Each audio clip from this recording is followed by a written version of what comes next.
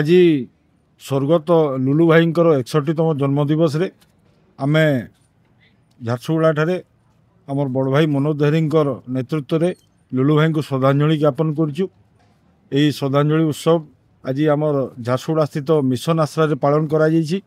अंतेवासी आम एठारे लुलु भाई फोटोचित्र रे माल्या पुष्प प्रदान करिकी श्रद्धांजलि देचु एवं अंतेवासी को अन्नदान आज बड़ भाई मनोज दाई तरफ करा एवं आमर एतकी आशा जे आगामी दिन रे युव समाज छात्र समाज लुलु भाई आदर्श अनुप्राणित हो आमर अंचल पई ओडिशा पई कार्य करंतु एवं लुलु भाई आत्मार सद्गति हो।